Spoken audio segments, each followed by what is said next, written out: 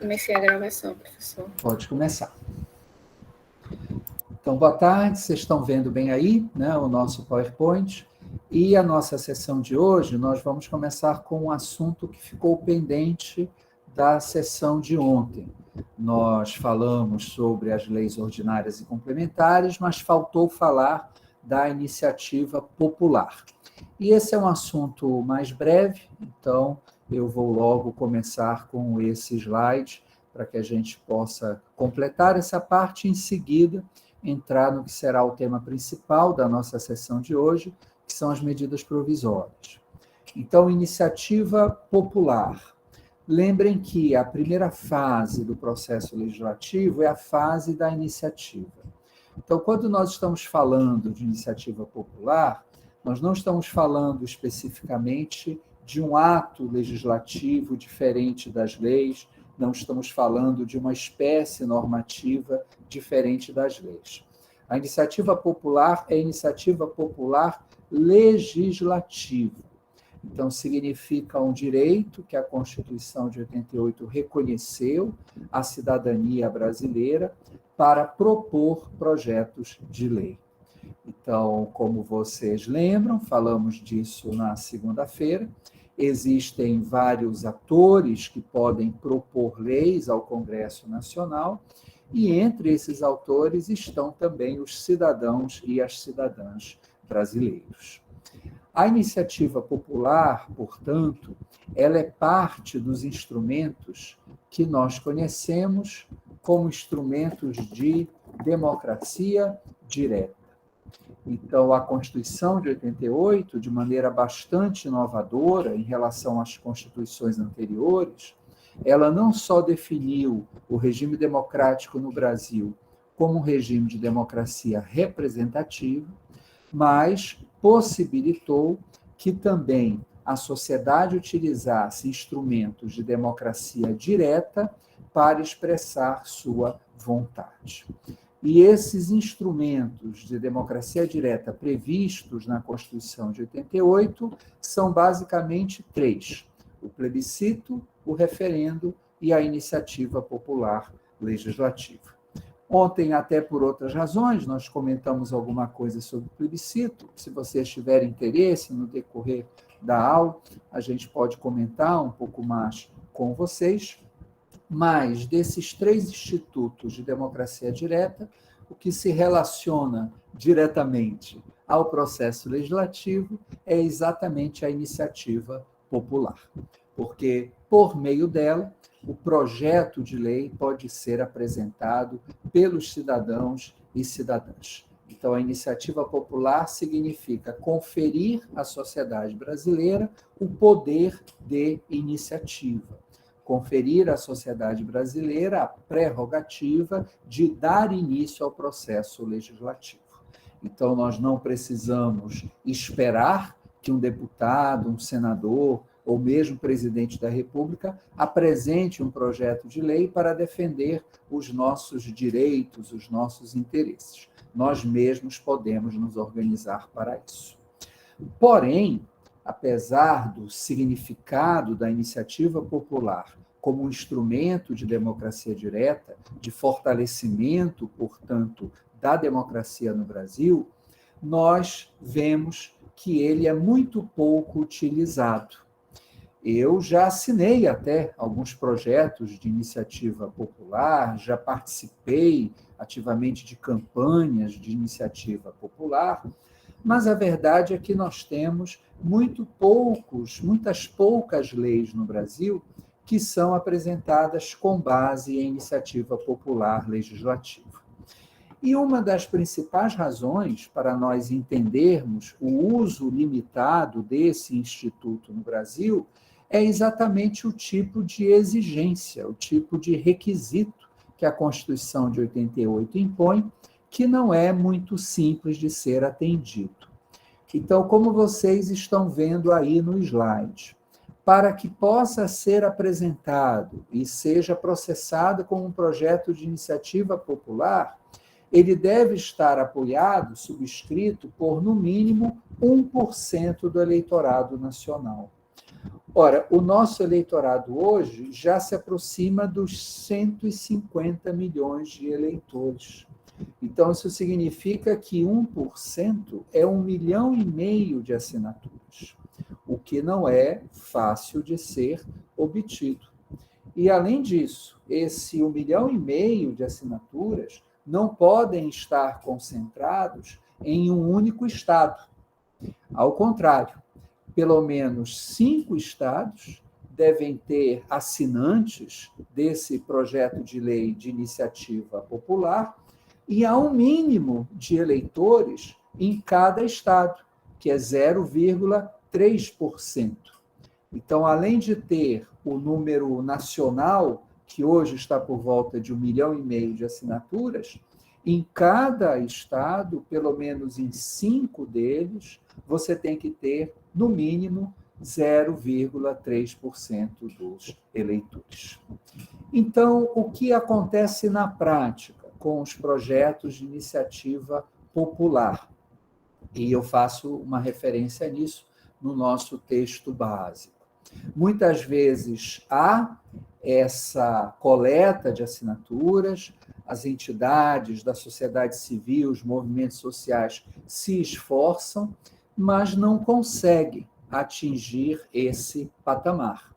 Até porque essas assinaturas, elas são realmente conferidas. Então, quando você, como se trata de uma norma constitucional, legal, quando você apresenta um projeto de lei de iniciativa popular, o órgão responsável, o setor responsável na Câmara dos Deputados, irá verificar as assinaturas. E aí, muitas vezes, a assinatura não confere com o título de eleitor, com o documento de identidade. Você acha até que conseguiu alcançar o número mínimo, mas quando vai ver, ficou algumas dezenas de milhares de assinaturas abaixo. Então, é muito difícil realmente obter esse número mínimo exigido pela Constituição. O que não significa, e é isso que eu quero também destacar para vocês, que essa mobilização em torno de projetos de iniciativa popular caiam no vazio. Porque o que acontece quando você consegue mobilizar, consegue reunir 800 mil assinaturas, 900 mil assinaturas? Esse projeto de lei pode ser encampado por algum deputado ou por um conjunto de deputados. Então, isso ocorreu, por exemplo, com a famosa Lei da Ficha Limpa. Então, a Lei da Ficha Limpa, até hoje tão polêmica, né? Ela entrou em vigor em 2010 e ela se originou de um projeto de iniciativa popular. Então, naquela altura, no final da década retrasada, estamos falando de 2008, 2009, o chamado Movimento de Combate à Corrupção Eleitoral, ele organizou, junto com várias outras entidades, CNBB, OAB, sindicatos, o Movimento pela Reforma Política, organizou uma grande campanha para coletar assinaturas e apresentar o projeto que ampliava as inelegibilidades e, portanto, a lei da ficha limpa, tal como nós a conhecemos. Só que não alcançou o patamar mínimo. Mas o projeto de lei, tal como ele foi apresentado ao Congresso pela sociedade, foi reapresentado por um conjunto de deputados e senadores e acabou sendo aprovado, inclusive com muito poucas alterações em relação ao projeto que tinha sido subscrito por, digamos, 800 mil eleitores.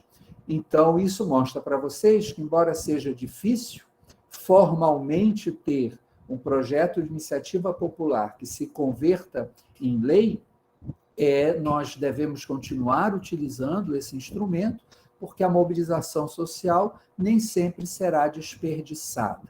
Mesmo que o requisito constitucional não seja atendido, pode ser que esse projeto tramite como um projeto de lei apresentado pelos membros do Congresso Nacional e acabe tendo uma influência importante sobre o processo legislativo, como este exemplo mesmo que eu dei da iniciativa da iniciativa popular para a lei da ficha limpa. Um outro exemplo mais recente, esse não tem tanto a minha simpatia, né, para dizer o mínimo, que também foi um projeto de iniciativa popular, ocorreu no ano de 2017, 2018, por iniciativa de membros do Ministério Público Federal, e eram as chamadas medidas contra a corrupção.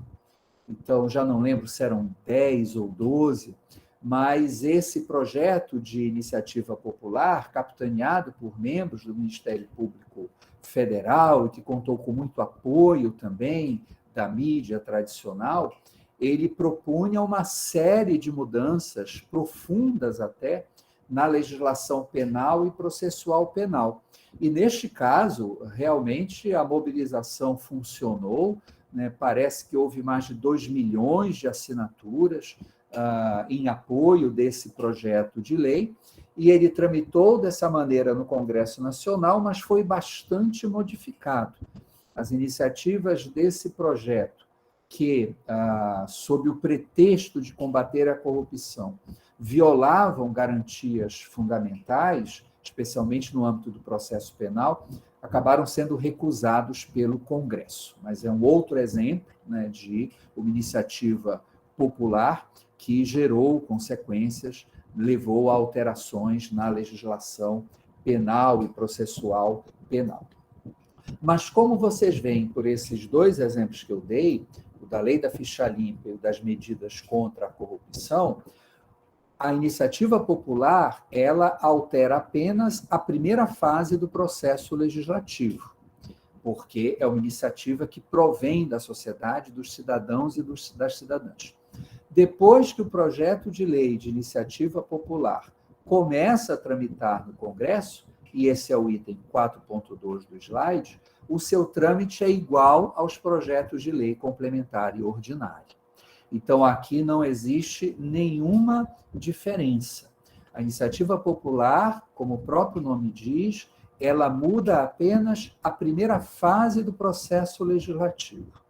Depois que o projeto é apresentado pela sociedade, ele irá tramitar como qualquer projeto de lei ordinário, como qualquer projeto de lei complementar, se a matéria for reservada à lei complementar. E é claro que isso é um problema. Eu participei, há uns 15 anos nisso, de uma campanha da OAB para modificar a legislação brasileira sobre democracia direta, portanto, sobre plebiscito, referendo, iniciativa popular, para facilitar a participação da sociedade por meio desses instrumentos. E no caso da iniciativa popular, como nós não podíamos modificar a exigência de 1%, que é uma exigência constitucional, nós propunhamos que os projetos de iniciativa popular tivessem prioridade. Então, vejam, depois de tanto esforço, né, no mínimo, o Congresso Nacional deveria apreciar esses projetos de iniciativa popular em regime de urgência, deveria colocar esses projetos de iniciativa popular como prioritários na pauta do Congresso Nacional. Infelizmente, nós não tivemos êxito nessa nossa campanha em favor da democracia direta no Brasil e, portanto, continua valendo esta regra, o trâmite da iniciativa popular é igual aos projetos de lei complementar e ordinária. Eu vi algumas pessoas escrevendo aqui. A Mônica, tudo bem, Mônica, que bom que você se vacinou. Olha, a Casey fez uma observação importante, mas eu não sei, Casey, qual é o número mínimo total, porque em número de estados é mais, né? É 1/3 de estados. Qual é o número total que é necessário para a criação de partido político hoje no Brasil? Me atualiza, porque a informação que eu tenho pode estar defasada. Você pode escrever, Casey, se tiver com problema no seu microfone.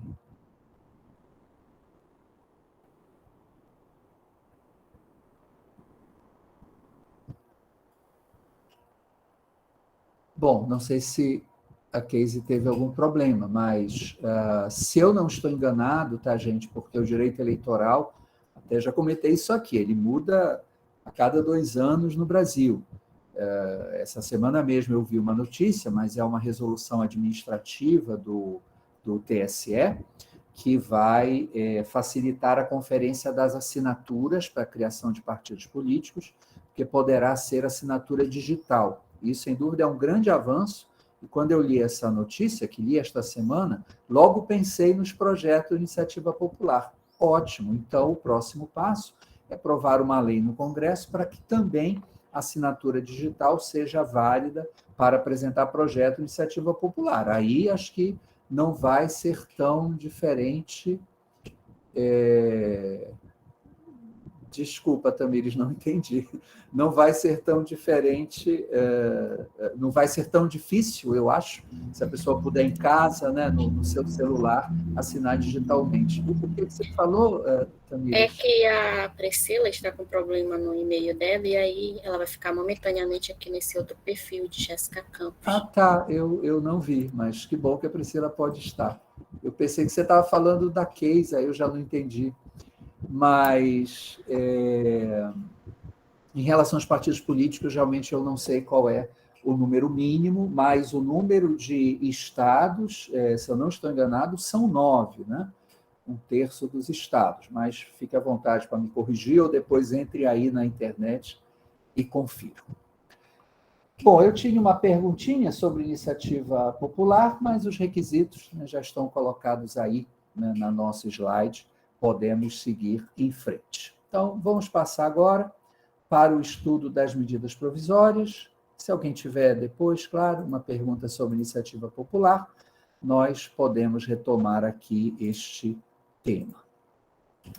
Bom, medidas provisórias. Para vocês entenderem isso, eu preciso dar um passo atrás. Não, Mônica, mas olha lá, 101 fundadores é para você ter o registro provisório, tá? Isso eu acho que não mudou, gente. Registro provisório e registro definitivo, tá? Então, esse número de fundadores é para você ter um registro provisório no Tribunal Superior Eleitoral, mas você ainda não tem o registro definitivo, que significa, usando uma expressão comum, a certidão de nascimento do partido político, né? Então, o partido político ele existe como pessoa jurídica, desde o momento em que ele recebe esse registro provisório, mas o registro definitivo depende, sim, de um número alto de assinaturas. Eu lembro, por exemplo, do que aconteceu com o partido encabeçado pela Marina Silva. Vocês lembram que a Marina Silva, ao sair do PV há alguns anos, ela criou o partido Rede Sustentabilidade, que existe até hoje, é o partido da Joênia, que todos vocês conhecem, e para as eleições de 2014, a Rede não conseguiu o registro definitivo, porque não houve as assinaturas suficientes, ou elas foram encaminhadas para o TSE já muito em cima do calendário eleitoral, e o TSE não conseguiu confirmar aquele número mínimo de assinaturas. Tanto que, os mais velhos lembram, a Marina Silva acabou se filiando ao PSB, Partido Socialista Brasileiro, para ser a vice de Eduardo Campos, e assumiu a candidatura à presidência quando Eduardo Campos morreu naquele trágico e lamentável acidente aéreo em Pernambuco. Então, aqui tem a diferença, tá, gente, entre registro definitivo e registro provisório. Eu realmente não sei qual é o número atual do registro definitivo. O que eu sei é que não há prazo, né? Ou pelo menos não havia. Então, mesmo que você tenha começado a coletar assinaturas 5 anos atrás e finalmente conseguiu, você ainda pode valer aquelas primeiras assinaturas, né? Isso que, de repente, aparecem partidos que você não sabe de onde, mas são partidos que há anos, né, estão tentando cumprir essa exigência. Mas, olha, gente, qualquer um de vocês coloca aí na internet, não vou fazer isso para não interromper nossa aula, para ver qual é o número de apoiamentos necessários para o registro definitivo, né? E só com o registro definitivo, o partido tem o acesso ao fundo partidário e à propaganda eleitoral gratuita, né? O direito de antena.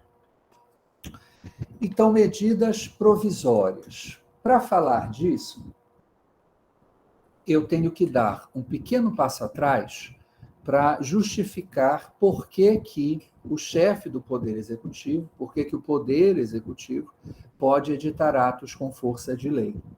Porque aqui nós temos que lembrar novamente de algo que eu falei na nossa primeira sessão, segunda-feira. Existe nos sistemas constitucionais de divisão de poderes aquilo que nós chamamos de funções típicas e funções atípicas. Então, nós sabemos que a função legislativa é típica do Congresso Nacional no nosso ordenamento. Mas isto não significa que não haja participação do Executivo e do Judiciário no processo legislativo. Já demos bons exemplos dessa participação de outros poderes no processo legislativo, quando falamos da iniciativa, quando falamos da sanção do presidente da República, e agora nós veremos outro exemplo, e muito importante, no nosso sistema constitucional, que é o exemplo das medidas provisórias. Porque as medidas provisórias no nosso sistema autorizam o presidente da República, o chefe do Poder Executivo, a editar atos com força de lei. Então, a medida provisória não deve ser confundida com os decretos. Então, quando nós pensamos em atos normativos do Executivo, o que vem à mente? Decreto. Então, de acordo com a nossa Constituição, o governador do Estado, o prefeito, o presidente da República, tem a competência para editar decretos para a execução das leis. Existem poucas exceções no nosso ordenamento dos chamados decretos autônomos, naqueles que independem de lei. Então, a regra geral é que atos normativos do Executivo têm essa forma de decreto, e os decretos, como diz a Constituição, orientam o fiel cumprimento das leis. Portanto, decretos não são leis. Decretos estão, na lógica keuseniana, na lógica de Hans Kelsen, hierarquicamente abaixo das leis. Então, não devemos confundir decretos com medidas provisórias. Decretos não são atos com força de lei. Medidas provisórias, sim. Medidas provisórias são atos com força de lei editados pelo presidente da República. E o fato das medidas provisórias serem esses atos com força de lei significa que elas podem inovar no ordenamento jurídico. Então, o grande poder que as medidas provisórias atribuem ao presidente da República é que ele pode modificar leis que estão em vigor por meio de medidas provisórias. Ele pode revogar leis que estão em vigor por meio de medidas provisórias. Ele pode regular uma matéria que até este momento não foi regulada por lei por meio de medida provisória. Então, se a medida provisória é um ato com força de lei, em princípio, ela pode dispor sobre as matérias que a lei dispõe. Já veremos que há exceções, que há matérias que não podem ser reguladas por medida provisória. Mas, em princípio, salvo as exceções, as matérias que são objeto de lei podem ser também objeto de medida provisória. Então, medida provisória revoga a lei e modifica a lei. E por que eu digo que isso é um grande poder do presidente da República? Porque, por esse instituto, o presidente da República não precisa esperar o Congresso Nacional para produzir efeitos no ordenamento jurídico. Então, essa é a grande vantagem, esse é o grande poder que as medidas provisórias no nosso ordenamento atribuem ao presidente da República. Em vez do presidente da República enviar um projeto de lei ao Congresso Nacional e ficar esperando, sabe Deus quando, a Câmara e o Senado votarem esse projeto, mesmo que o presidente da República peça urgência, não é certo, né, que essa urgência será respeitada, que o projeto será aprovado, se ele não será muito modificado. Em vez de enfrentar todos esses problemas que o envio de um projeto de lei acarreta para o processo legislativo de leis ordinárias e complementares, o presidente da República vai lá e publica no Diário Oficial a medida provisória e ela pode entrar em vigor na data da sua publicação. Então, o presidente da República dispõe de uma arma legislativa muito forte no nosso ordenamento constitucional. Ele pode não esperar as manifestações do Congresso Nacional, ele pode optar, sempre que a Constituição permite, em vez de fazer um projeto de lei, em vez de enviar um projeto de lei, propô-lo ao Congresso Nacional, editar uma medida provisória. Essa medida provisória tem força de lei, como falamos, e ela pode entrar imediatamente em vigor a partir da sua publicação. Só um instantinho.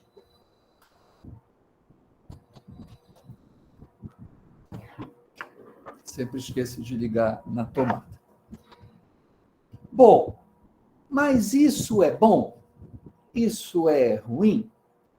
Antes de entrar nessa análise, eu devo dizer a vocês que, em geral, os sistemas constitucionais democráticos, eles conferem algum tipo de poder legislativo ao chefe do poder executivo, mesmo em sistemas presidenciais como o brasileiro. Isso por quê? Vejam aí o complemento que está no slide. De acordo com a própria Constituição, as medidas provisórias servem para atender os casos de urgência e relevância. Então, esse instituto é pensado exatamente para aquelas situações em que não se pode esperar o processo legislativo andar, e que não se pode esperar as dezenas de dias que, no mínimo, um projeto de lei leva para ser votado na Câmara e no Senado. Então, diante de circunstâncias que exigem uma norma jurídica, diante de circunstâncias que exigem do governo uma alteração legislativa para fazer frente a essas circunstâncias novas, excepcionais, é que se criou o Instituto da Medida Provisória. Portanto, sem dúvida, é um instituto necessário. Nós temos que prever constitucionalmente situações em que não dá para esperar o processo legislativo. E é isso que a Constituição chama dos casos de urgência e relevância. Lamentavelmente, aí vem a parte feia da história, nem sempre esse critério de urgência e relevância é respeitado. Então, eu falo disso no meu texto para vocês, lembrando o que acontecia com as medidas provisórias até 2001. Nós tínhamos um verdadeiro uso abusivo das medidas provisórias. As medidas provisórias não só eram editadas, mas eram constantemente reeditadas a cada 30 dias.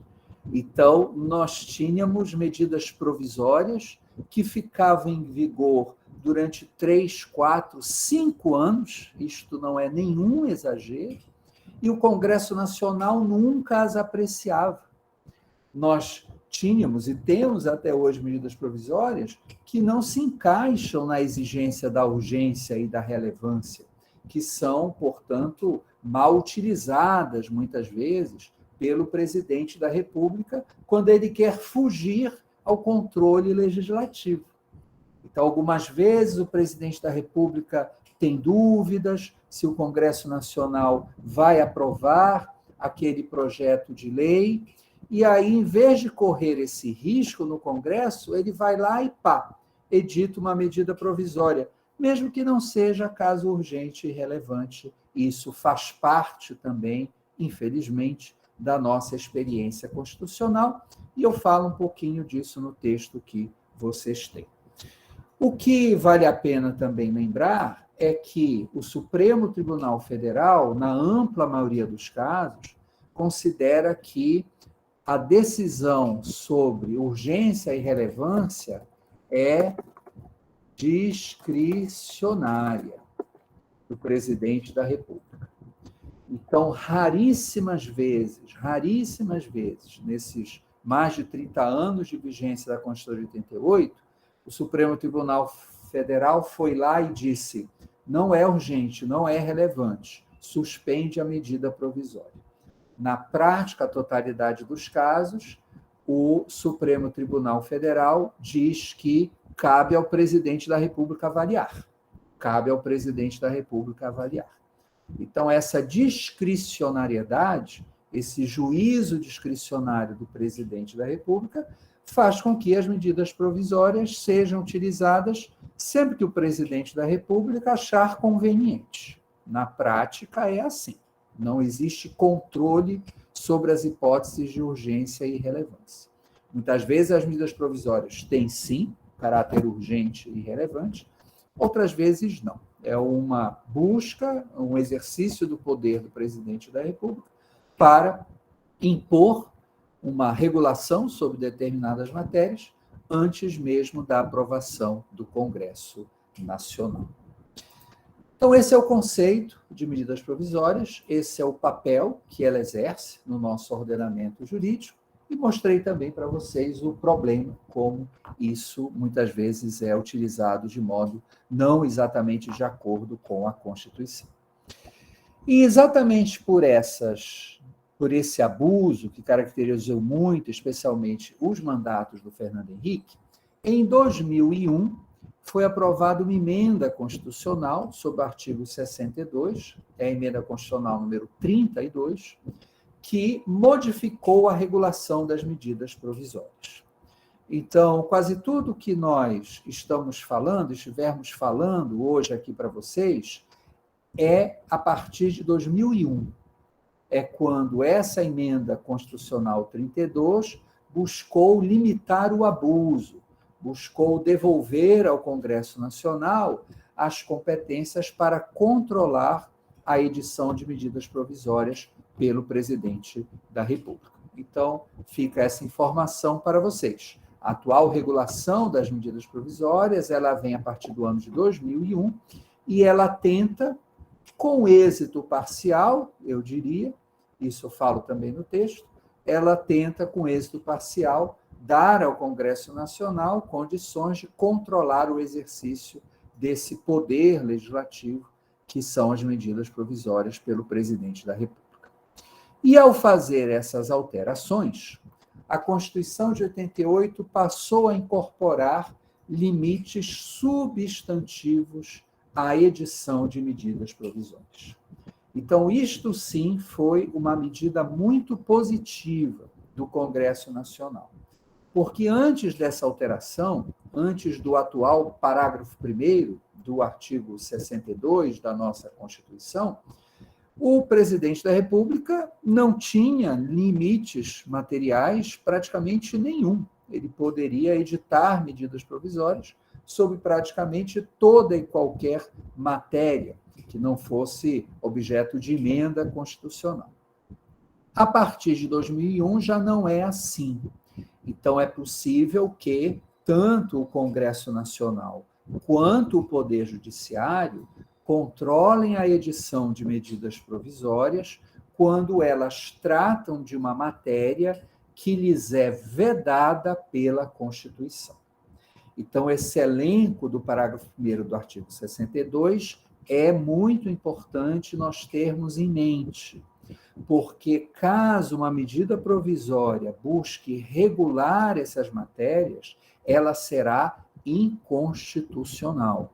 E isso pode favorecer o controle judicial de constitucionalidade, pode fazer com que se obtenha até mesmo uma medida liminar para suspender uma medida provisória que desrespeitou os seus limites substantivos. Nós podemos buscar o controle judicial contra medidas provisórias que buscaram regular matérias que são vedadas pelo parágrafo 1º do artigo 62. Essas matérias eu não coloquei aí no slide, porque elas estão listadas, todas elas, no nosso texto, reproduzindo o que está no artigo 62 da Constituição. Então, eu queria que vocês acompanhassem aí a nossa leitura.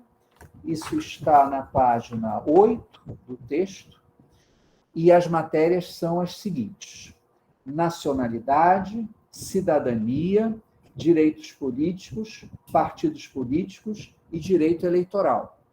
Direito penal, processual penal e processual civil. Muito positivo.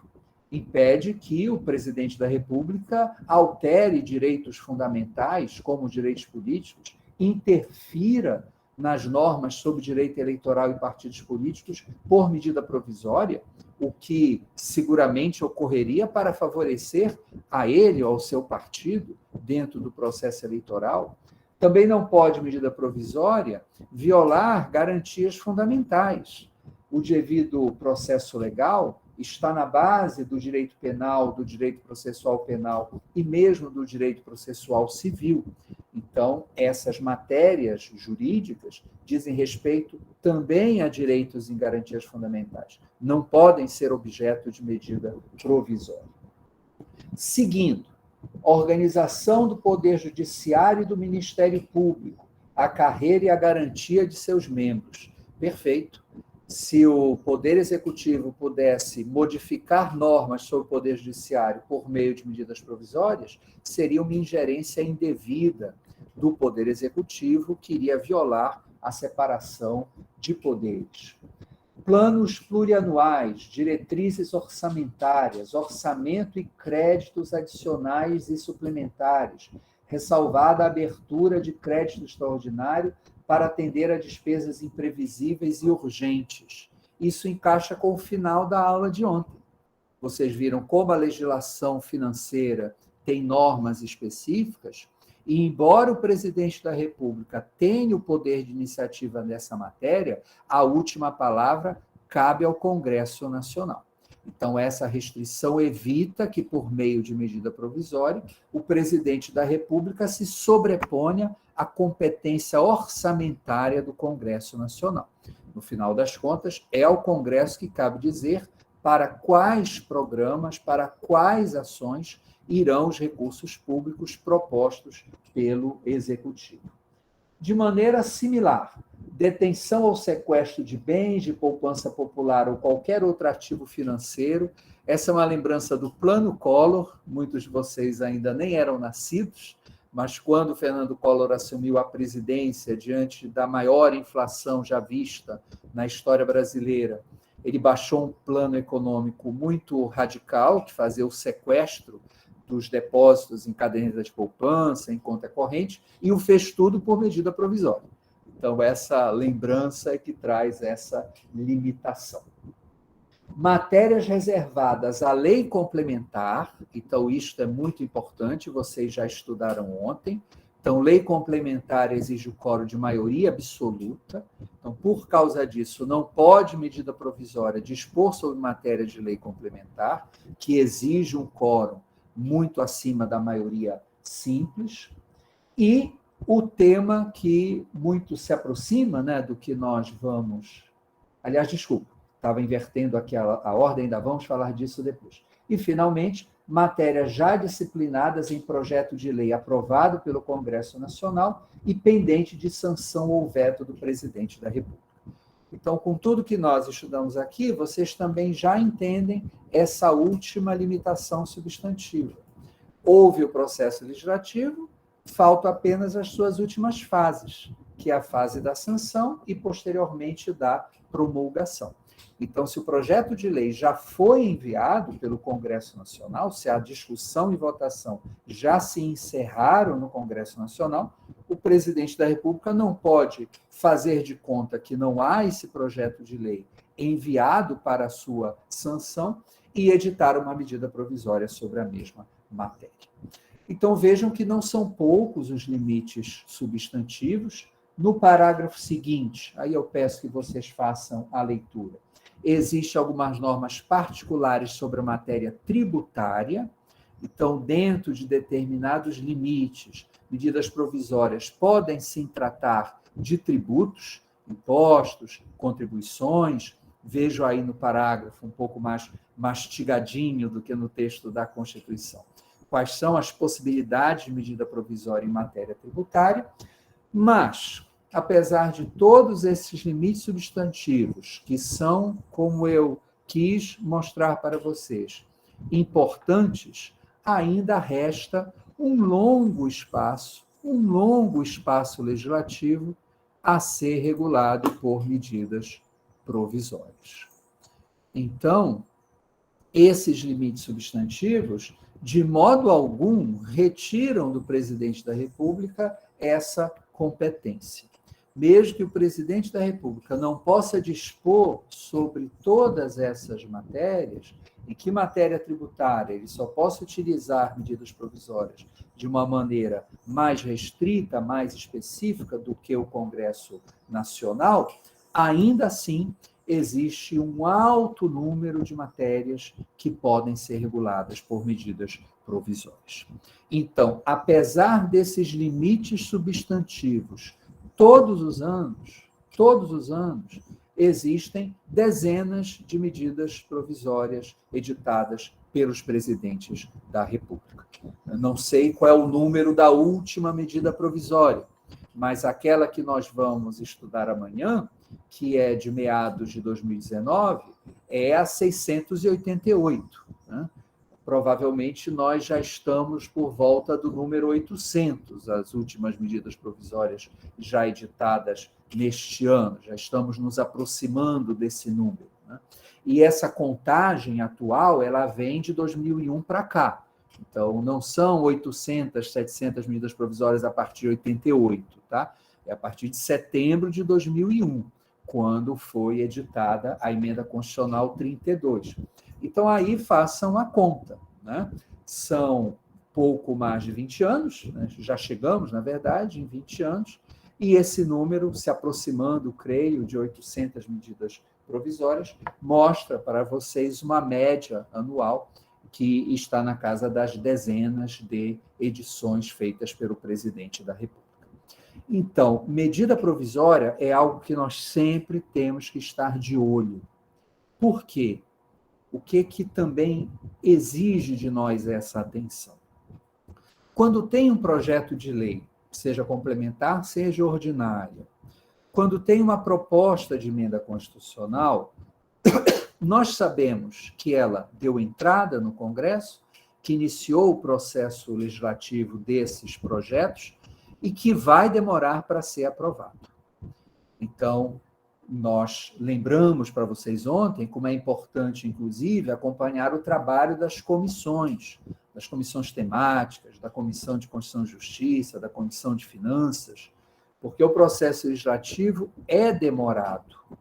Então, isso permite que nós acompanhemos e possamos nos organizar melhor para pressionar o Congresso nas matérias de nosso interesse. A medida provisória, muitas vezes nós somos surpreendidos, gente. É aquilo mesmo que você acorda de manhã e tem a notícia de que acabou de ser publicada uma medida provisória que vai influenciar algum aspecto importante da sua vida, dos seus direitos, ou daquela área em que você trabalha. E da feita que a medida provisória foi publicada, ela já está em vigor, ela é um ato com força de lei, eu insisto nisso. No dia em que ela foi publicada no Diário Oficial, essa é a regra geral que o presidente da República utiliza, né, até pela ideia da urgência e relevância, naquele dia ela já começou a produzir efeitos, naquele dia ela já revogou legislação contrária, naquele mesmo dia ela já pode ter alterado de maneira significativa a regulação de determinadas matérias. E nós não somos avisados previamente sobre isso. Às vezes alguma coisa vaza para a imprensa. Olha, o governo está preparando uma medida provisória sobre tal coisa, né? O governo vai lançar uma medida provisória que mexe nessa legislação. Mas nós não sabemos exatamente qual é a legislação que será afetada. Nós não sabemos exatamente qual é o conteúdo da medida provisória antes dela ser publicada.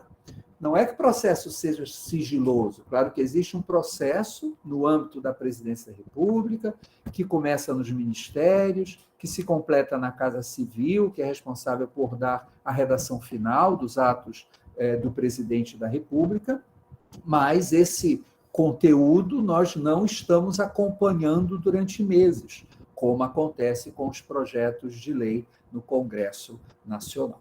Então, saiu uma medida provisória, olho, né? Mesmo que não pareça que diretamente tenha relação com as matérias com que vocês trabalham, pode ter um dispositivo lá que mexeu numa coisa, né? A medida provisória revoga o artigo tal da lei tal. Se você não prestar atenção, pode ser que esse artigo tenha modificado alguma coisa nas questões jurídicas ou judiciais que você acompanhe.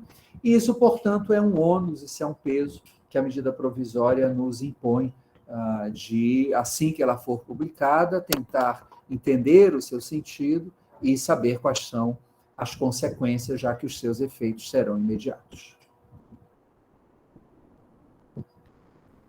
Tudo bem até aqui? Alguém gostaria de fazer uma pergunta ou trazer uma colaboração para a nossa discussão sobre medidas provisórias?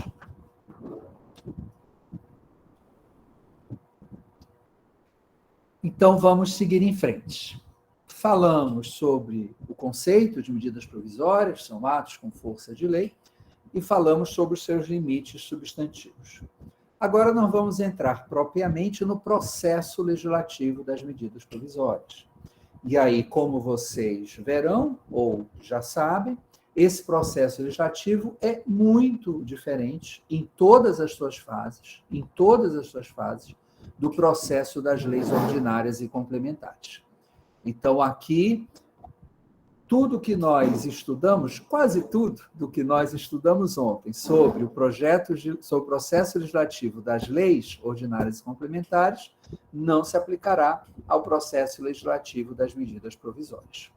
Tanto que, quando vocês voltarem àquela página no site da Câmara dos Deputados, vocês verão que existem os quadros sobre o projeto de lei e existem os outros quadros no site sobre medidas provisórias. As regras do processo legislativo são tão diferentes que o site da Câmara tem que fazer um quadro para as leis, um quadro para as medidas provisórias e tem o terceiro, que nós já vimos, que é o quadro das emendas constitucionais. Então, quais são essas regras específicas? Quais são as regras próprias do processo legislativo das medidas provisórias que nós temos que entender para saber como podemos atuar durante esse processo legislativo, portanto, no momento em que a medida provisória, a partir do momento em que a medida provisória foi editada pelo Presidente da República e encaminhada ao Congresso Nacional. Primeiro, a sua vigência. Essa foi também uma importantíssima inovação da Emenda Constitucional 32.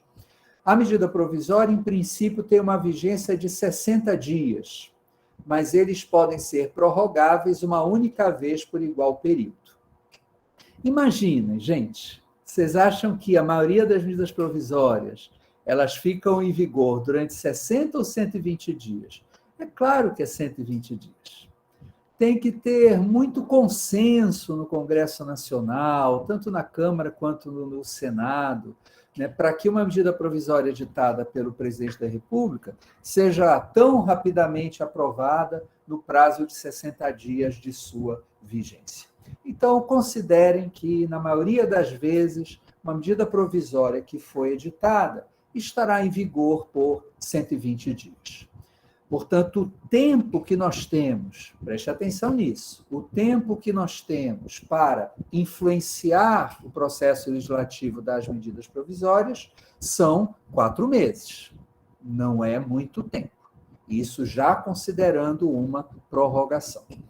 E vale a pena dizer que, durante o recesso do Congresso Nacional, o Congresso tem 2 períodos de recesso, o maior deles é no início do ano, esse prazo é suspenso. Tá? Então, quando a gente fala de 120 dias, na verdade, pode ser mais do que 120 dias. Não é incomum que o presidente da República, no final do ano, edite várias medidas provisórias. Porque quando chega novembro ou dezembro, já está terminando a sessão legislativa, o Congresso Nacional já está perto do recesso e só voltará às suas atividades em fevereiro. E nesse período de recesso, o prazo é suspenso, a contagem do prazo é suspensa. Então, aí vocês veem que 120 dias pode facilmente passar para 160, 165 dias, em que o presidente da República pode ter uma medida provisória, sem ter sido ainda votada pelo Congresso, em plena vigência e gerando todos os efeitos que ele pretende. Mas, tirando essa questão do recesso, que nós temos que estar atentos, especialmente medidas provisórias editadas no final do ano, são 120 dias. Então, se sair uma medida provisória que contraria direitos que vocês estão defendendo, vocês têm que correr. Né? Tem que correr para tentar, em 120 dias, influenciar o processo legislativo. Bom, mas aí o que pode acontecer com essa medida provisória? Lembre que, embora seja um grande poder que o presidente da República detém no nosso ordenamento, cabe ao Congresso Nacional a última palavra. Cabe ao Congresso Nacional decidir se essa medida provisória será ou não convertida em lei. E aqui vamos ver quais são as hipóteses, o que acontece no Congresso Nacional depois da discussão. Então, em primeiro lugar, o Congresso Nacional pode reagir à iniciativa do presidente da República de maneira desfavorável e votar contra a medida provisória, rejeitá-la. A medida provisória tem que ser colocada para votação no Congresso Nacional e o Congresso Nacional, por maioria, vai rejeitar essa medida provisória. Mas existe uma outra possibilidade, algo que surgiu informalmente na década de 90, mas que acabou sendo consolidado no próprio artigo 62 da nossa Constituição, que é a perda de eficácia. Então, imagine o seguinte, isso é fácil de entender. Se nós temos um prazo de vigência de medida provisória, imaginemos que não houve período de recesso e está se aproximando o 120º dia. E ao chegar 120 dias da edição da medida provisória, o Congresso não se manifestou. A Câmara não votou, o Senado não votou, ou apenas a Câmara votou e o Senado não votou aquela medida provisória. O que acontece? Ela perde a sua eficácia. Então, o Congresso Nacional, se não está de acordo com a medida provisória, se a maioria do Congresso Nacional não concorda com aquele conteúdo editado pelo presidente da República, o Congresso, na verdade, tem duas opções.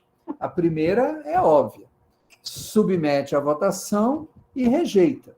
E aí, se for rejeitado pela Câmara ou pelo Senado, acabou essa medida provisória, perde a sua vigência.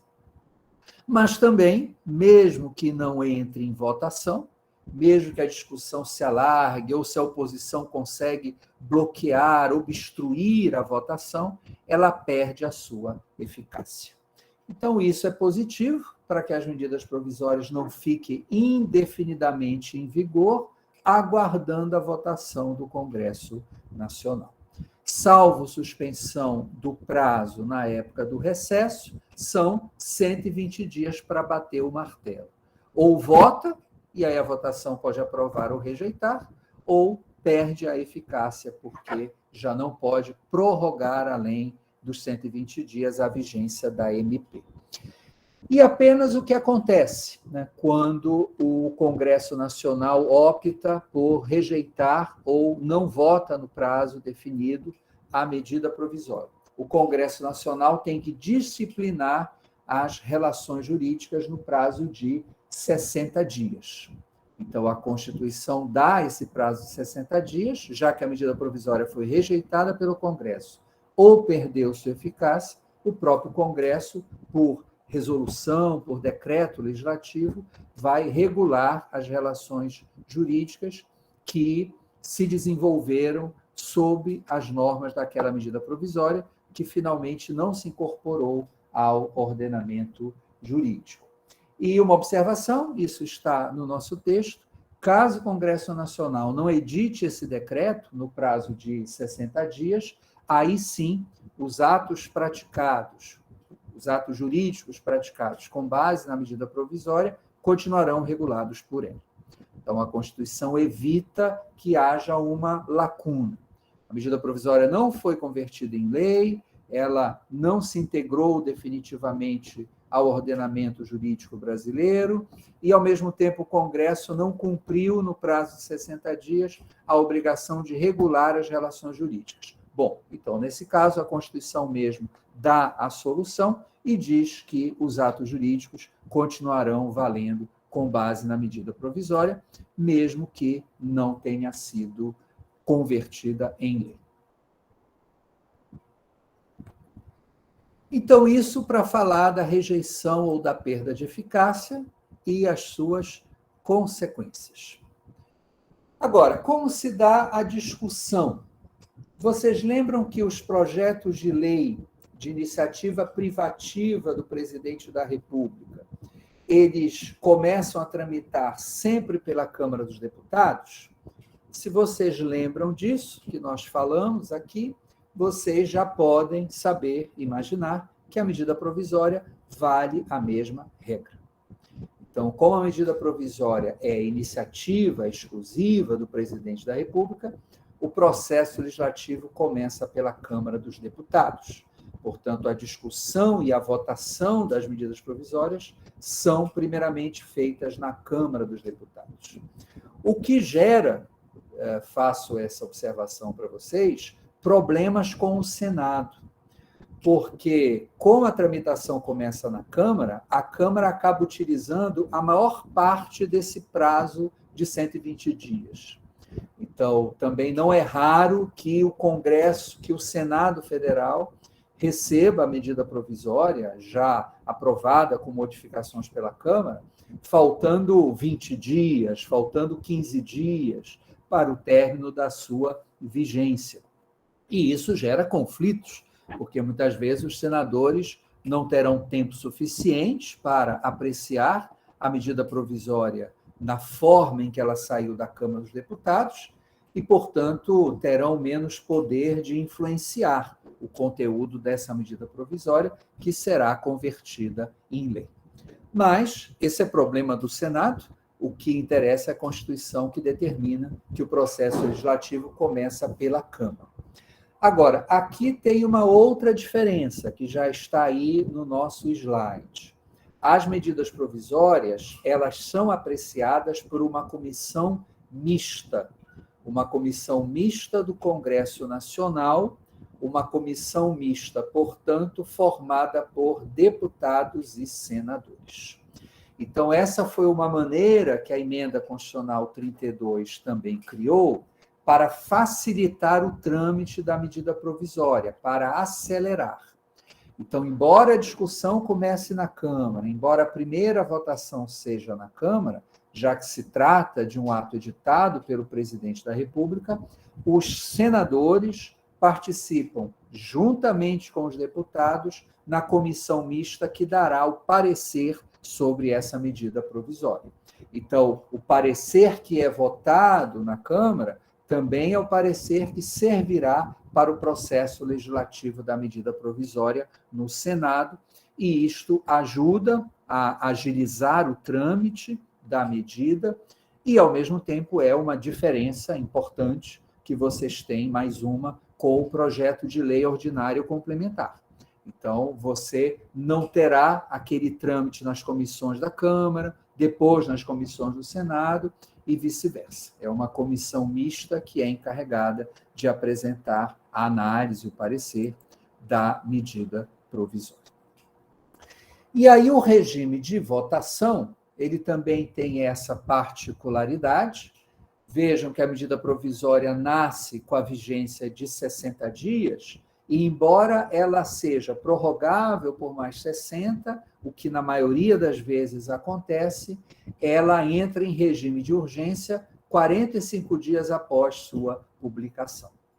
Então, em princípio, a discussão sobre a medida provisória deve se encerrar em 45 dias. Esse prazo também não existe para os projetos de lei ordinária e complementar.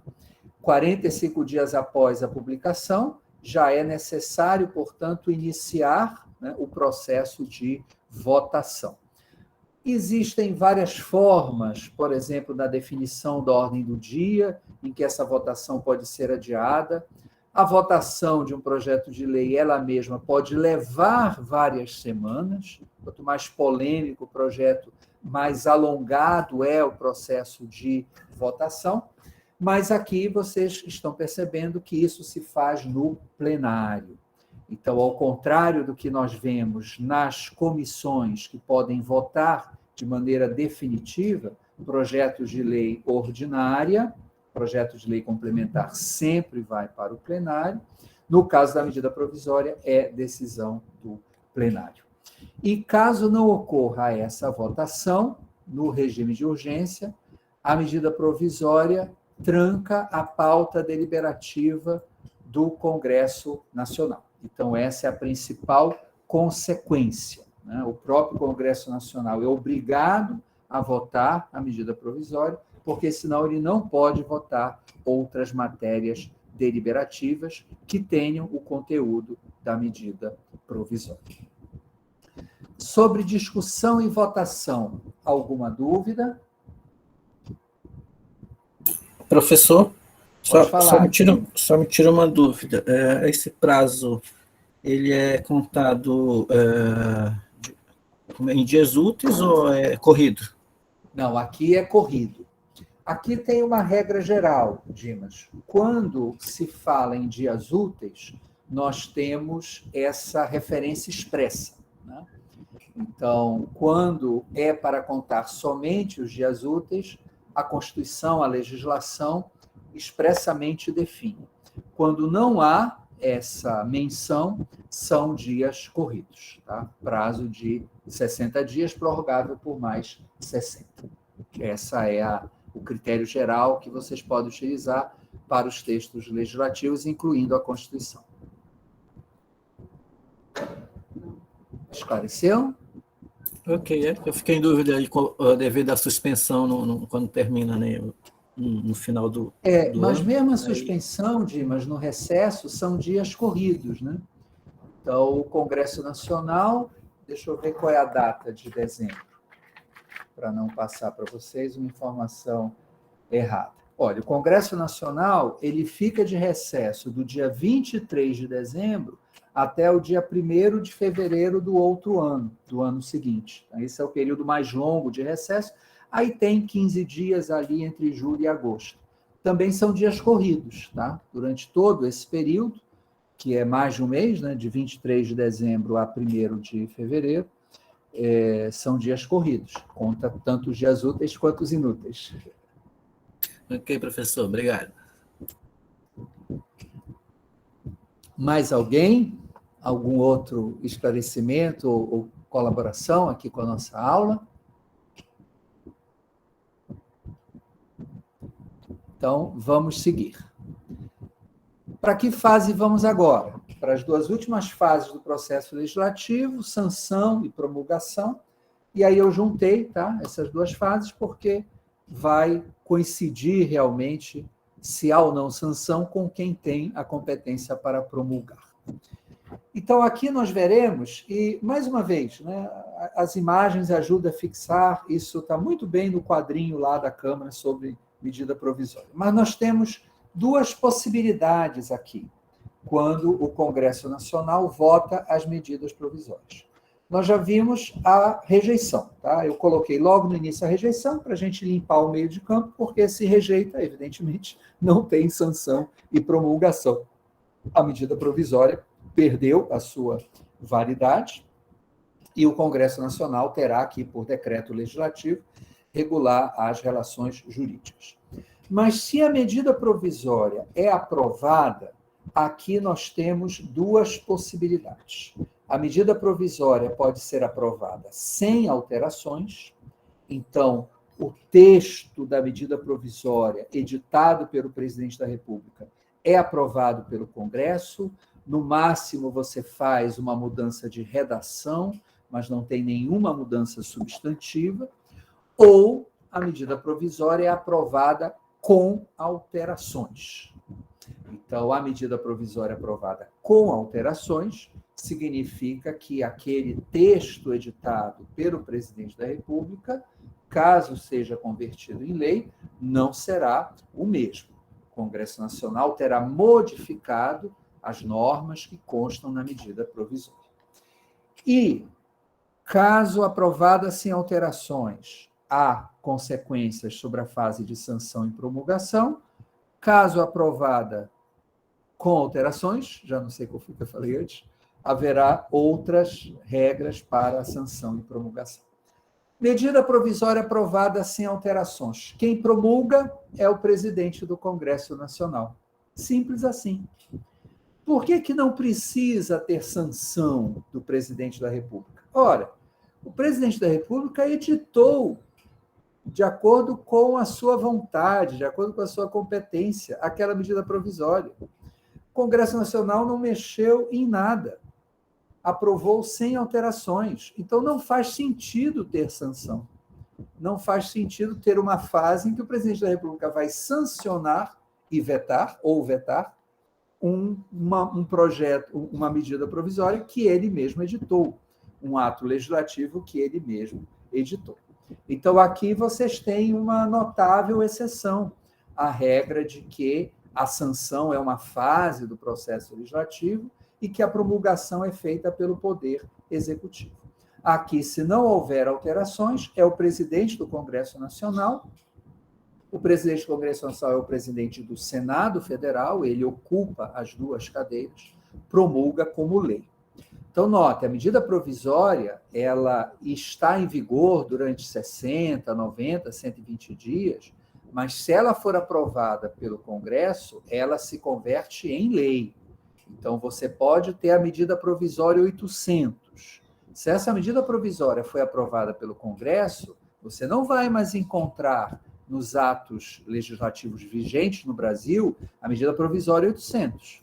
A medida provisória 800 terá se tornado a Lei 13.100.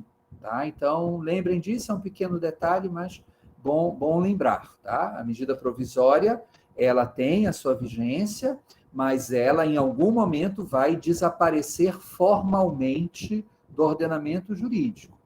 Mesmo que ela seja aprovada, o que haverá, a partir da promulgação pelo Congresso Nacional, se ela foi aprovada sem alterações, o que haverá é a lei, que vai ter outro número, evidentemente, que se origina da medida provisória. Então, quando nós estamos diante de uma medida provisória que já não está mais em vigor, nós obrigatoriamente temos que saber, caso ela tenha se transformado em lei, qual é a lei que se originou daquela medida provisória, qual é o número da lei que corresponde àquela medida provisória. Mas, então, se for aprovada sem alterações, ela é promulgada pelo presidente do Congresso Nacional, não há razão para a fase da sanção. E o que acontece se a medida provisória for aprovada com alterações? Aí aqui é um pouquinho mais complicado, mas também não é difícil de entender. Primeiro, o nome que se dá ao projeto de lei que altera a medida provisória se chama projeto de lei de conversão. Então, sempre que vocês ouvirem uma notícia da votação do projeto de lei de conversão na Câmara ou no Senado, saibam que, obrigatoriamente, ele se originou de uma medida provisória. Tá? Então, você não precisa ficar batendo cabeça. De onde veio esse projeto de lei de conversão que está sendo votado amanhã? Veio de uma medida provisória. Você tem que saber qual foi a medida provisória que, durante o processo legislativo, foi alterada pela Câmara, pelo Senado, e, portanto, gerou um projeto de lei de conversão. Esse projeto de lei de conversão foi aprovado, originado da medida provisória. A Câmara e o Senado fizeram mudanças na medida editada pelo presidente, mas finalmente aprovaram, mantiveram, portanto, boa parte daquelas normas propostas pelo presidente da República na medida provisória. E exatamente porque houve alterações, aqui sim é necessária a sanção. O Congresso Nacional não carimbou apenas a vontade legislativa do presidente da República. Ele mudou as normas. Então, isso restabelece o poder de sancionar e, portanto, vetar do presidente da República. E aqui, mais uma vez, o presidente da República tanto pode vetar parcialmente quanto integralmente. A Câmara e o Senado mudaram tanto a medida provisória que o presidente da República chega à conclusão de que ela se tornou inconstitucional ou contraria o interesse público. Ele pode vetar integralmente, mesmo que na origem aquele projeto de lei de conversão seja uma medida provisória editada por ele. E assim como pode vetar totalmente, também pode vetar parcialmente. Aí vejam esse detalhe. O prazo do veto é o mesmo que nós já vimos para os projetos de lei, e a medida provisória mantém-se em vigor. A medida provisória mantém-se em vigor até que o presidente da República decida. E, caso o presidente da República vete, aí, novamente, o veto será apreciado pelo Congresso Nacional.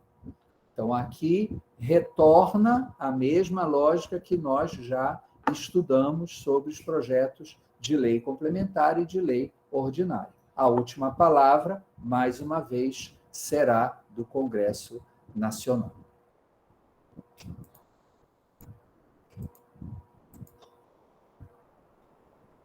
E aí, para encerrar este ponto, e esse será o objeto da nossa discussão amanhã, do nosso estudo de caso, proíbe-se a reedição, na mesma sessão legislativa, no mesmo ano, portanto, de medida provisória que tenha sido rejeitada ou que tenha perdido sua eficácia por decurso de prazo.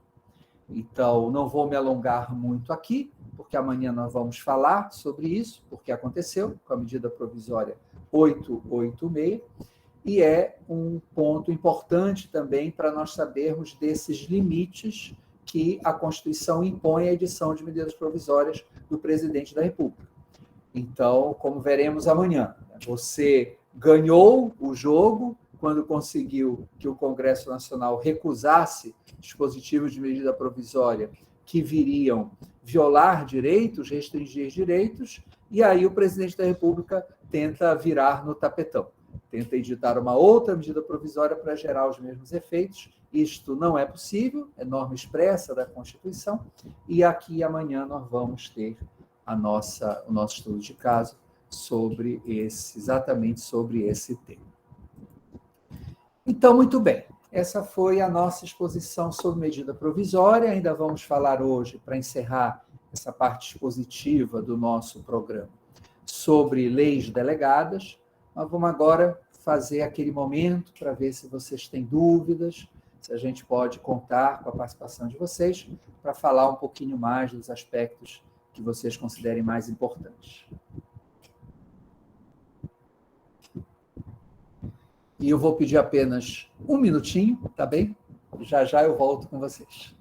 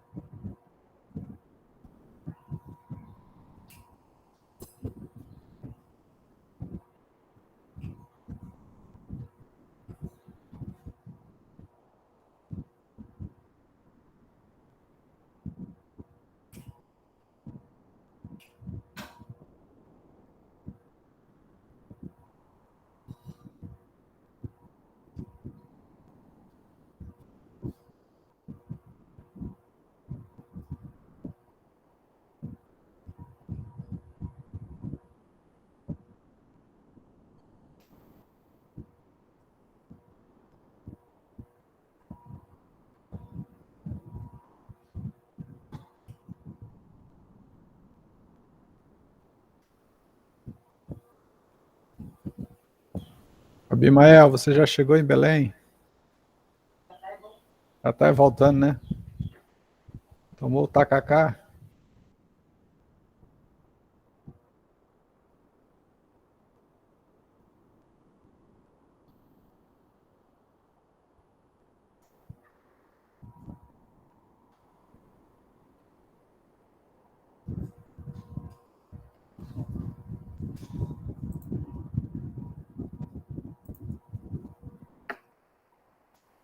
Muito bem. Então, o que a gente poderia falar um pouco mais sobre medidas provisórias para ficar bem fixada essa questão? Alguém gostaria de fazer alguma pergunta ou trazer alguma contribuição?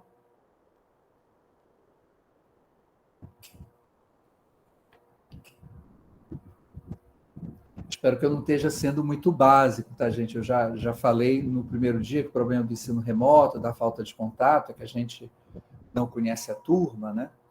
Mas por isso que eu sempre insisto, né, para vocês terem esse momento para pensar, dar uma olhada no texto, no que a gente viu. Vocês devem estar fazendo anotações também, e para ficarem à vontade de fazer perguntas, tá? Não há perguntas tolas. Todas as perguntas sempre são bem-vindas e colaboram para o aprendizado de todos, né? O resumo que você deixou foi tranquilo, professor. Deu para a gente para visualizar toda essa estrutura, né? Aí só até que eu também de repente acabei vendo lá a iniciativa popular prevista na Constituição no 29, inciso, eu acho que 13 ou 23, dos municípios, né? Que trata Também, dos bem municípios. lembrado, Dimas. Aí eu acabei verificando a lei orgânica lá do município de onde eu sou, e está previsto lá. E eu não tinha me atentado até então. Bem lembrado, Dimas. A Constituição, além de falar da iniciativa popular no plano federal, as regras que eu apresentei aqui, evidentemente, são do plano federal, ela também tem que estar prevista nas constituições estaduais e nas leis orgânicas. Em relação aos municípios, há uma norma expressa na Constituição, como você mesmo lembrou, aí no artigo 29. Pode falar, Biratã. Professor, o presidente, que se acha um semideus... Ou um semidemônio. Eu usaria outra categoria. Então, ao editar aquela medida provisória um dia antes do 7 de setembro, ele responde pelos atos, pelas consequências desse mau uso desse instrumento, que é a medida provisória? Que legal, Bira. Ótimo exemplo que tu trouxeste. Então, vamos lembrar, né?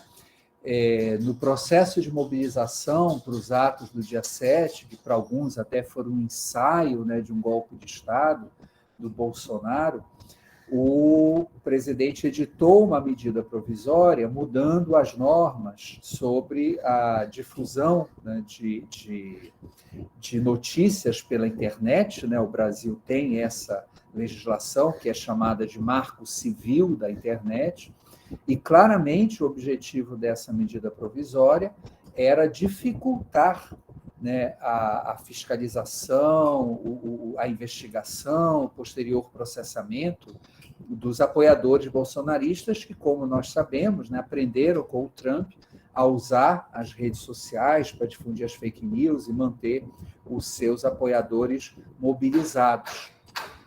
Então, note isso aí como um bom exemplo do enorme poder que o presidente da República tem com as medidas provisórias, de que ele pode, do dia para a noite, mudar a legislação para se favorecer ou favorecer seus apoiadores, como era seguramente essa medida provisória que o Bolsonaro editou para facilitar a difusão, né, das ideias bolsonaristas, das fake news, tudo que a gente tem acompanhado, né, pelas redes sociais. Agora, o que aconteceu, o Biratã e demais, também é muito relevante, e nós veremos isto amanhã. Aí eu vou lembrar de novo desse exemplo do Biratã. O que aconteceu com essa medida provisória? ela foi devolvida pelo presidente do Congresso Nacional. Não há previsão na Constituição de devolução de medida provisória. Vocês acabaram de ver na minha aula. Medida provisória você aprova ou rejeita. E se você não vota, ela perde a eficácia. É isso que a Constituição expressamente prevê, se você não vota até o prazo máximo de vigência. A devolução, ela aconteceu agora no governo Bolsonaro. Não foi o primeiro caso, a MP 886 também foi objeto de devolução pelo presidente do Congresso Nacional. E aí nós vamos falar disso amanhã, porque tornou-se mais um espaço de luta, né? Nós já tivemos outras medidas provisórias no governo Bolsonaro que foram devolvidas sobre armas, sobre as universidades, e isto também se tornou um espaço de pressão que, nesse caso que o Biratã nos trouxe, foi muito bem sucedido. Logo quando foi editada a medida provisória, houve muitas vozes mostrando a sua absoluta inconstitucionalidade, além de que não havia nenhuma urgência e relevância nela, e essa pressão fez com que o presidente do Congresso, que não é oposição ao Bolsonaro, né, pode ser que não seja tão apoiador quanto o presidente da Câmara, né, mas é alguém que também trabalha a favor, né, da agenda do presidente, não faz uma oposição frontal, acabou, por meio dessas pressões, devolvendo essa medida provisória, o que significa tornar sem efeitos. Isso a gente vai falar amanhã. A medida provisória devolvida é um ato jurídico nulo, ou seja, ele não produz nenhum efeito, não produziu nenhum efeito no ordenamento jurídico. Agora, a responsabilização, desculpa, que o Biratã falou, é apenas mais uma, né, o Biratã? Vocês sabem que existem mais de 100 pedidos de impeachment do Bolsonaro. E a diferença do Bolsonaro para os outros presidentes que também enfrentaram dezenas e dezenas de pedidos de impeachment, todos eles, até o Lula, que foi o mais popular de todos, a diferença do Bolsonaro é que os pedidos de impeachment todos têm fundamento, né? Então, nós sabemos que há uma questão política, né? Sabemos desde a derrubada da Dilma que o impeachment é usado muito mais como uma arma política do que como uma arma, um instrumento para preservar a Constituição, né? E assim como é inconstitucional haver impeachment sem crime de responsabilidade, que foi o que aconteceu com a Dilma, também é inconstitucional não haver impeachment com crime de responsabilidade, que o Bolsonaro pratica praticamente todas as semanas, né? Mas vamos ver, né? Esse jogo ainda está sendo jogado. Eu, já com a minha segunda dose, neste sábado, estarei nas ruas e vamos ver o que acontece. Mas seria mais um, porque, veja, o impeachment... Vou ter cuidado para não entrar muito nisso, né? Porque como foi uma coisa que nós, professores de constitucional, sofremos muito, né?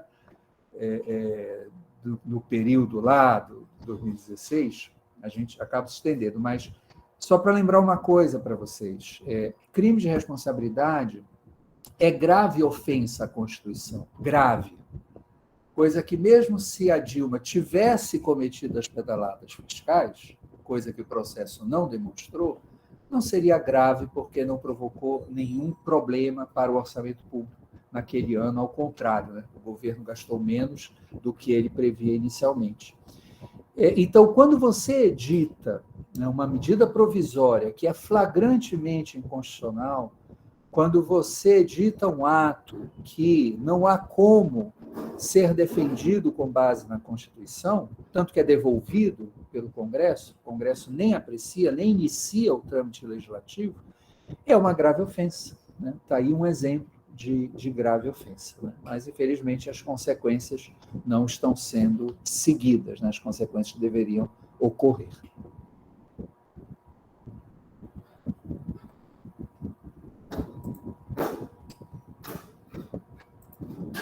Mais alguém?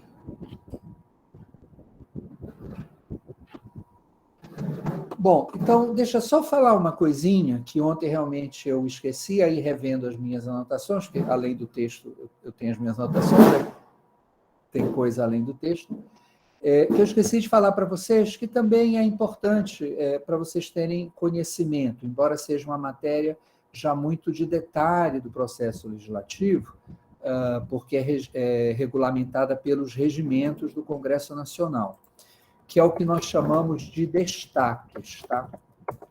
Então, olha só, todo o tempo eu estou falando aqui para vocês de uma das fases decisivas do processo legislativo, que é a fase da votação. Não é a única fase decisiva, porque a fase da sanção também é decisiva. Também o presidente da República delibera, embora solitariamente, né, sobre uma proposta legislativa. Mas os destaques, eu queria lembrar, naquele quadro da Câmara dos Deputados também estão, só para que vocês não esqueçam que a votação de um projeto de lei, por exemplo, se faz basicamente de duas maneiras. Primeiro, você vota o projeto de lei como um todo. Então, existe o projeto de lei com 10 artigos que regulamenta o meio ambiente. Então, esse projeto de lei, quando vai à votação nas comissões ou no plenário da Câmara e do Senado, você vota ele completo. Só que os deputados e senadores podem pedir destaques de votação. O que é a palavra destaque? É destaque de votação, destaque para a votação.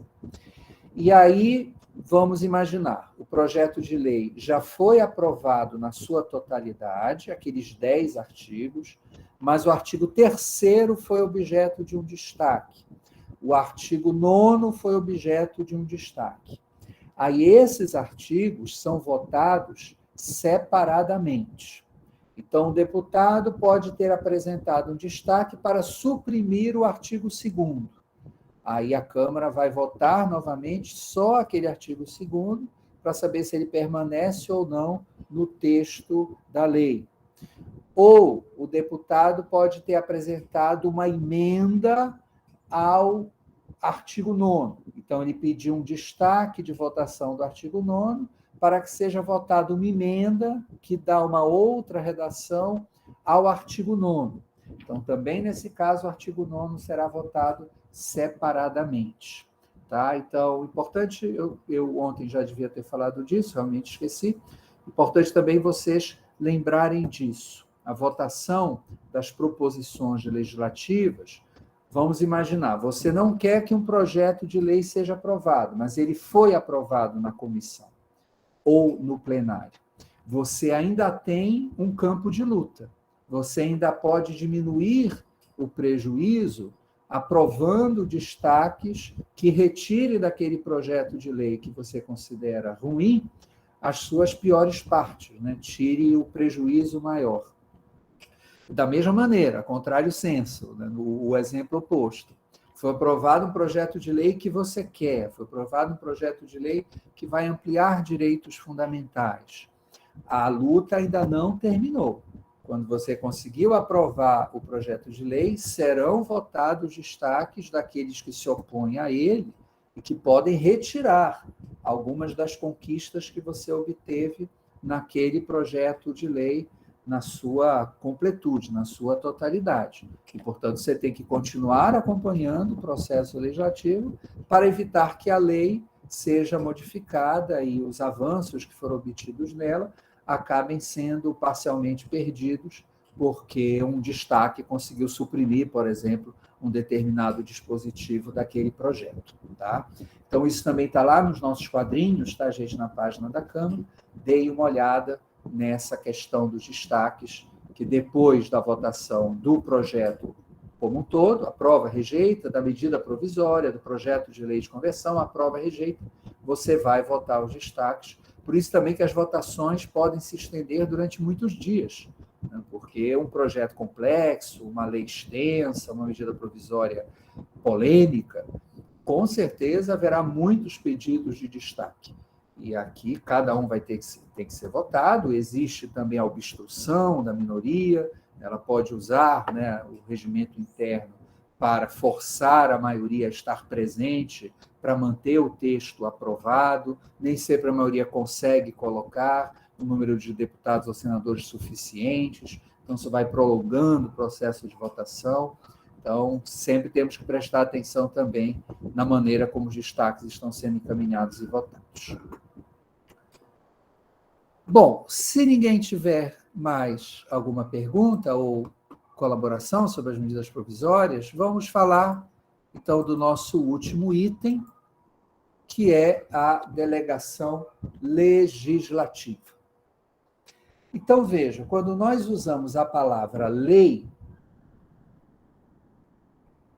no direito constitucional brasileiro, nós falamos de leis ordinárias, leis complementares e leis delegadas. Só que as leis delegadas eu não posso apresentar para vocês junto com as leis ordinárias e complementares, porque a legislação delegada tem um processo legislativo sui generis, um processo legislativo particular.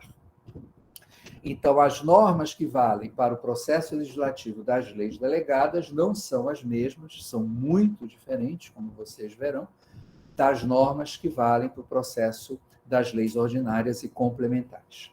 Então, embora tudo seja lei, né, tudo leve o nome de lei no nosso sistema constitucional, não cabe confundir leis delegadas com as duas outras modalidades. O processo legislativo das leis ordinárias e complementares é muito comum, poucas coisas são diferentes, a questão da maioria absoluta para as leis complementares é a principal diferença, mas no caso das leis delegadas é totalmente diferente do processo das leis ordinárias e complementares. E o que são leis delegadas? É exatamente o que o nome indica e que está aí já no slide. É uma delegação legislativa do Congresso Nacional ao presidente da República. Então, quem tem a função legislativa no nosso sistema, como já falamos inúmeras vezes, é o Congresso Nacional, mas aqui, mais uma vez, vocês têm uma exceção. Mais uma vez, vocês têm uma regra específica que tenta atender às necessidades, à realidade do Estado contemporâneo no que se refere à separação de poderes. Então, o Congresso Nacional, a Constituição autoriza o Congresso Nacional a abrir mão da sua competência legislativa em determinadas matérias para o presidente da República. Então, o Congresso Nacional, no sentido próprio, mesmo técnico, né, da palavra, técnico-jurídico, delega ao presidente da República uma competência que é originalmente sua, que é a competência de fazer leis. Por causa dessa origem, é um processo legislativo sui generis. Ele tem determinadas características que vocês não encontram em nenhum outro ato normativo. Primeiro porque a discussão e votação que se faz na legislação delegada no Congresso Nacional não é sobre o conteúdo das normas, mas sobre a matéria que será deferida ao Poder Executivo. Então, quando nós falamos de discussão e votação, quando nós falamos até aqui sobre discussão e votação, nós sabemos que o Congresso Nacional está decidindo quais são as normas que constarão naquela lei, no projeto de lei de conversão, mesmo numa emenda constitucional. Aqui não. O Congresso Nacional não regula, ele apenas decide que matéria pode ser delegada ao presidente da República. E por que ele faz isso?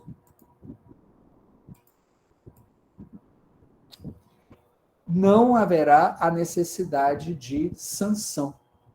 O Congresso Nacional já deferiu ao presidente da República a regulação daquela matéria. Ele autorizou o presidente da República a editar uma lei delegada. Então, não faz sentido o presidente da República ter a fase da sanção. Ele irá regulamentar aquela matéria nos limites da autorização do Congresso Nacional. E o que a Constituição estabelece, além desse processo legislativo sui generis, são as matérias que não podem ser objeto de delegação. Então, vejam que aqui é muito similar ao que nós vimos mais cedo sobre medidas provisórias. Eu falei para vocês dos limites substantivos das medidas provisórias, também a legislação delegada não é qualquer matéria que pode ser deferida para o presidente da República. No nosso texto, nós temos o elenco completo dessas matérias, Aqui, no nosso slide, eu destaco as mais importantes. Os atos de competência exclusiva do Congresso, ou de cada uma de suas casas, a matéria reservada à lei complementar, porque existe quórum de maioria absoluta, e há outras matérias, que algumas, inclusive, são similares aos limites substantivos de medida provisória, que aí eu remeto a vocês à leitura do nosso texto básico. As leis delegadas partem da mesma ideia das medidas provisórias que eu apresentei no início da nossa sessão de hoje. Eu disse para vocês que é necessário, nos sistemas constitucionais contemporâneos, que o presidente da República tenha competência legislativa para poder regular matérias que, seja pela urgência, relevância, seja por determinadas características, pedem essa intervenção do chefe do Poder Executivo. Então, assim como a nossa Constituição tem medidas provisórias, ela prevê a legislação delegada para que o presidente da República possa, de maneira mais ágil, mais expedita, sem precisar levar todo o trâmite no processo legislativo na Câmara e no Senado, editar uma lei que a sociedade demanda, que é necessária para regular determinadas situações. Agora, o que acontece na prática? Desde a Constituição de 88, o instituto da lei delegada é muito pouco utilizado. Eu fiz, inclusive, esse levantamento para o nosso texto. A última lei delegada, esse levantamento eu fiz em 2019, a última lei delegada do Brasil foi editada em 92. Eu não sei se no ano passado ou neste ano foi editada alguma, mas vejam que é um instituto muito pouco utilizado sob a Constituição de 88. Por quê? Porque o presidente da República tem a medida provisória. É óbvio. Se o presidente da República pode editar a medida provisória, que apesar dos seus limites substantivos, entra imediatamente em vigor, para que ele vai pedir delegação legislativa do Congresso Nacional? Então, o instituto da medida provisória, o uso da medida provisória, acabou anestesiando o instituto da legislação delegada. Né? Se não houve novidade no ano passado, eu posso estar desatualizado, ok? Essa pesquisa eu encerrei em 2019, nós vamos completar 30 anos sem nenhuma lei delegada editada no Brasil. A última terá sido em 1992. Então, era isso que nós tínhamos a falar sobre a legislação delegada, mais breve, porque, como expliquei para vocês, é um instituto em franco desuso, né, deslocado do nosso sistema constitucional pelo poder das medidas provisórias. Muito bem. Então, estamos chegando no final da sessão de hoje, mas vamos dar mais um tempo aí para qualquer uma de vocês que queira se manifestar, fazer alguma pergunta ou qualquer outro tipo de comentário aqui sobre a nossa aula. E, claro, como hoje nós estamos encerrando a parte expositiva, também sobre qualquer matéria que nós teríamos tratado com vocês na segunda e na terça-feira. Então, vamos lá. Alguém gostaria de fazer uso da palavra? Eu estou à disposição. Professor? Pois não, Jovelson. A minha internet oscilou bastante aqui, eu não sei se o senhor falou ou não, mas eu fiquei com uma dúvida. Eu fiquei com uma dúvida aqui sobre as leis delegadas. O Congresso tem que ser provocado pelo Executivo? Exatamente. É o presidente da República que solicita, né? Não é de ofício que o Congresso Nacional irá delegar competência ao presidente da República. Então, o presidente da República encaminha uma mensagem ao Congresso Nacional solicitando a delegação em determinadas matérias, e o Congresso Nacional irá decidir se todas aquelas matérias que o presidente da República solicita a delegação serão deferidas a ele, ou somente algumas serão. A dificuldade que a gente tem, Jovelso, é que nós não temos, praticamente, sobre a Constituição de 88, exemplos, né? Como eu lembrei aqui, a última vez foi 92. Então, mas a iniciativa é do presidente da República, o presidente da República solicita essa delegação ao Congresso Nacional. E sobre as nossas aulas, lembrando que a Tamires está gravando, viu? Então, quem não pôde assistir, pode depois ir lá no Google Drive. Pode falar, Jovelson. Depois da autorização do Congresso Nacional, o próprio Congresso não pode mais tratar do assunto? Ah, não. Isso aí é porque não estava no slide, mas está no nosso texto. Quando uma mensagem aí da Tamires para vocês. Quando o Congresso Nacional faz a delegação do presidente da República, ele pode se reservar o controle sobre a legislação delegada. Então, vou até ler o que está apresentado aqui. O Congresso Nacional poderá ainda determinar que lhe caiba a aprovação final do projeto, caso que a votação será única, proibida a apresentação de qualquer emenda. Então, essa delegação legislativa, em geral, ela apenas defere ao presidente da República essa competência, mas a Constituição permite que o Congresso Nacional reserve a si a apreciação final, com esta característica: ou aprova integralmente ou rejeita integralmente a legislação delegada. É isso que significa a proibição de aprovar emendas que eu acabei de mencionar aqui. Então, o Congresso pode sim se reservar uma manifestação final. Ok?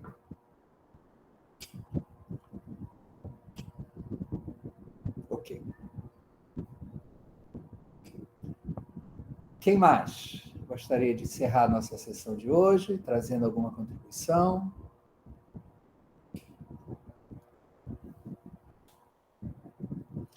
Bom, gente, então, amanhã e depois, a nossa dinâmica vai ser um pouquinho diferente, tá? Eu vou contar mais com a participação de vocês. É claro que a gente pode voltar, tá bem, a qualquer tema que nós discutimos nesses 3 primeiros dias, outros temas também de direito constitucional, claro, se vocês quiserem discutir comigo, fiquem à vontade. Mas nós vamos fazer os nossos estudos de caso. Então, peço que vocês abram aí, se for possível, o documentozinho que fala lista materiais estudo de caso. Tá? Então, vocês vão ver que amanhã nós vamos trabalhar com a medida provisória 886, aquela que falava da FUNAI, seria para o Ministério da Justiça, seria para outro lugar, com a influência que isso teria sobre a demarcação de terras indígenas. Aí, o que eu gostaria que vocês lessem, tá? E esses materiais vocês receberam também na semana passada. Vocês leiam para amanhã o texto da MP, tá bem? É uma MP sob a organização da Administração Federal. Vejam exatamente os dispositivos que se referem à FUNAI e a competência para a regularização fundiária, a demarcação. Aí vocês têm o ato declaratório 42, esse é só uma página, então é só para vocês saberem que a gente vai falar dele amanhã, que é o ato que devolveu a MP 886. E, mais importante, leiam a DIN, acho que é 6062, né? Alguém aí está com o arquivo aberto? Pode confirmar para mim? O número da DIN que eu mandei para vocês, isso, 6062, tá? Essa DIN não é muito extensa, o acórdão, são menos de 70 páginas, mas vocês não precisam ler tudo, tá? Leiam 2 votos. Leiam o relatório, claro, que é breve, e leiam o voto do relator, que é o Barroso, e o voto do Fachin, que é o voto seguinte, tá? Isso dá menos de 30 páginas, por volta de 30 páginas. E os acórdãos do Supremo têm muita citação, né? Se vocês já leram, sabem que os votos têm muita citação, muita transcrição, então, na verdade, algumas coisas você passa só uma vista, não precisa se ocupar. Então, eu queria que vocês fizessem essa leitura para amanhã, tá? São materiais simples, a MP, o ato declaratório, e no caso da ADIM, 6062, os 2 primeiros votos. O Barroso, que foi o relator, e o voto do Fachin, que acho que vale a pena vocês conhecerem a posição dele nessa matéria, já que ele é o relator atualmente da discussão do marco temporal, como vocês sabem.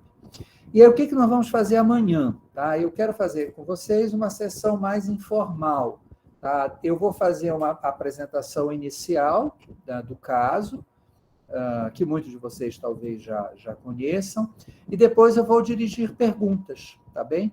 não serão perguntas teóricas, perguntas sobre o caso, sobre como vocês entenderam, sobre as razões que o Supremo Tribunal Federal usou para conceder a liminar contra essa medida provisória, sobre as razões que o Congresso Nacional usou para devolver parte dessa medida provisória. E aí tudo isso, eu espero, vai ser ajudado pelas nossas discussões nos 3 primeiros dias. Eu espero que eu tenha conseguido transmitir para vocês um certo conteúdo sobre o processo legislativo que já nos permita analisar um caso, e amanhã será o da MP 886, que foi um caso que terminou bem, ao contrário do de sexta, que não vai bem. O de amanhã terminou bem. E aí a gente vai mobilizar, tá certo? Os nossos conhecimentos adquiridos para pensar nesse caso. Então, faço a leitura e aí nós vamos fazendo perguntas e contando mais com a participação de vocês na aula, tá? Então, amanhã depende mais de vocês, tá, gente? Eu acho que com esse nível de alunos e com os objetivos do curso, é importante que a gente conte com a participação e os estudos de casa nos ajudam. Alguém tem alguma dúvida sobre essa proposta para amanhã? Não? Então, Tudo certo. Obrigado mais uma vez. Amanhã nos vemos às 4 horas. Se puderem, por favor, façam essas leituras que eu indiquei. Obrigado, até mais.